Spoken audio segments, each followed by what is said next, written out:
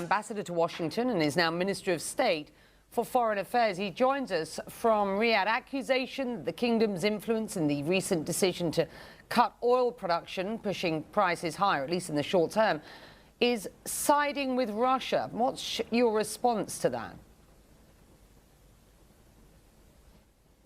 Saudi Arabia is not siding with Russia. Saudi Arabia is taking the side of trying to ensure the stability of the oil markets, which benefits consumers and producers alike. We have been doing this for decades. We try to make sure that we don't have erratic swings in prices so that we can have logic when it comes to investments, when it comes to lending, and when it comes to prices. The Kingdom of Saudi Arabia believes in this strongly. The decision to reduce the quotas was taken unanimously by 22 countries, and the markets have responded very positively to this. The price of oil has actually come down since last week, not gone up. Yeah, and that is the irony, of course. Though Washington says the economic fundamentals didn't justify a cut of that size at this point. And so the only beneficiary in their eyes, they say, is Vladimir Putin. The irony, of course, as I say, is that prices haven't actually moved any higher. As OPEC's largest producer, the kingdom must have considered the fallout when making the decision, which was a decision against the better judgment, reportedly, of other members who pushed back on it. How concerned are you by these threats by President Biden of consequences for the kingdom's actions? Well, if you allow me, Becky, the other point I would like to make is that Saudi Arabia has supported the UN resolution with regards to the, after the crisis began between Russia and Ukraine. Saudi Arabia opposes the acquisition of territory by force. Saudi Arabia has had open lines of communications with both Ukraine and Russia, and we have been able to use those open lines of communications to work out an agreement on the exchange of prisoners of war. This would not have happened had we been viewed as taking sides between one side and the other. Saudi Arabia provides humanitarian assistance to Ukraine and continues to do so, and we're looking for ways to try to bring the two sides to the negotiating table to find a resolution, a negotiated resolution out of this issue. We don't believe that escalation is beneficial to Europe or beneficial to the world, frankly. President Joe Biden has repeatedly said now that there will be consequences to Saudi for this deal without revealing the details. Now, we do know that many congressmen and women are threatening to freeze arms sales to the kingdom, to pull US troops from the kingdom, to limit OPEC's influence on the markets going forward. Does that worry you? What's the risk involved if these actions, these consequences, these alternatives are carried out? I can't speak to the motivations behind statements by officials. What I can tell you is that the sale of defensive weapons to Saudi Arabia serves the interest of the US and serves the interest of Saudi Arabia and serves the interest of security and stability in the Middle East. The presence of American forces in the Middle East has been here for many, many decades. They are here to protect the stability and security of the Middle East and the stability and security of the United States. The Kingdom of Saudi Arabia and the US have had a very strong relationship for 8 decades. They have been very close partners in fighting extremism and terrorism, in maintaining stability and security, in defending the region, and have been very close allies in terms of economic and trade and investment. And we hope that this relationship, and look forward to this relationship continuing for the next 8 decades. The problem is that there are those now, Saudi's critics in Washington, who say that Saudi Arabia is weaponizing oil. US senators from both sides of the aisle are expressing increased frustration with the kingdom. I spoke to one Democratic senator, a member of the Foreign Relations Committee, Chris Murphy, last hour. So have a listen to what he told me. The Saudis can't separate the economics of oil from the politics of oil.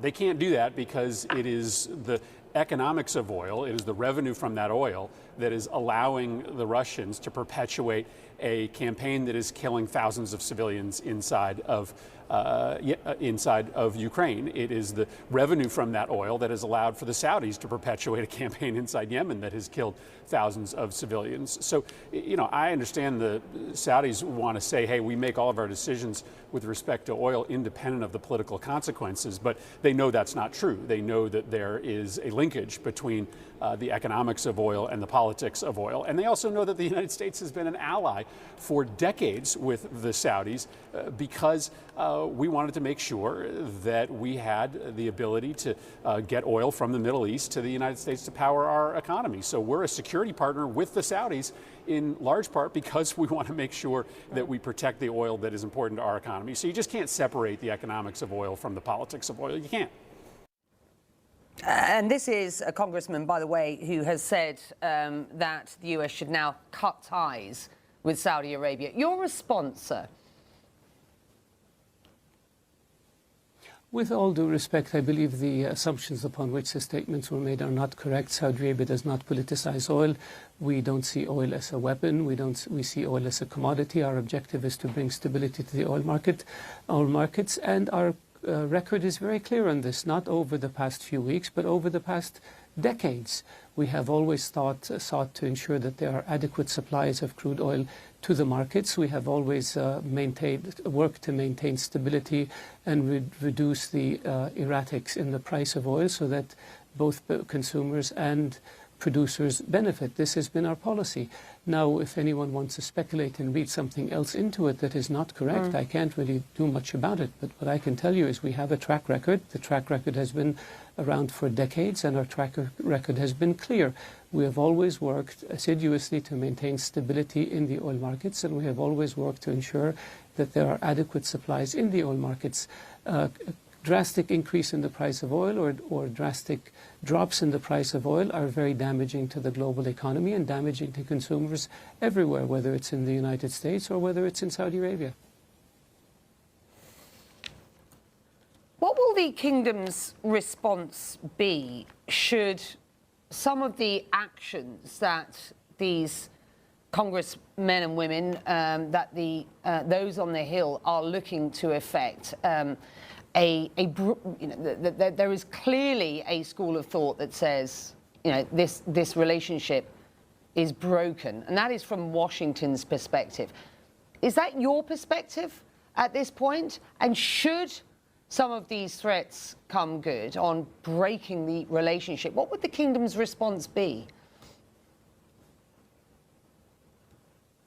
I don't believe this relationship is broken. Very far from it. This relationship is very robust. We have almost 80,000 Americans living and working in Saudi Arabia. We have a very strong trade and investment relationship. We work very closely with regards to ensuring our common interests, whether it's to bring peace to Yemen, whether it's to bring peace between Israelis and Arabs, whether it's to stabilize Afghanistan, whether it's to reintegrate Iraq into the Arab fold, whether it's to bring stability to the Horn of Africa, stability and peace in Libya, in the G5 countries of the Sahel, whether it's to fight extremism and terrorism. Those interests are permanent, and those interests are tremendously important to both countries and to the security and stability not only of the region but the world. And so that it is incumbent upon both countries to work together in order to realize the objectives that they both have, which occur to the benefit of both people and both countries. Now, I can't, unfortunately, when you're in the election season, what some people call the funny season, a lot of things are said and a lot of things are done that may not make sense at another period of time, and I hope that this is what we're dealing with here. However, when it comes to the relationship between the two countries, it's fundamental, it's very strong, and it's fundamental and strong because the interests of the two countries require that they work very closely together in order to overcome the many challenges that they face. I want to get back to this decision and just press you a bit on the timing of this OPEC Plus decision. We've considered the fallout in Washington during this interview. Multiple reports citing officials briefed on discussions say that other OPEC Plus members, not least the UAE and Iraq, were pushing back on the cut. They didn't want to see the size of the cut, nor did they want to see this production cut happen when it did. They questioned the timing.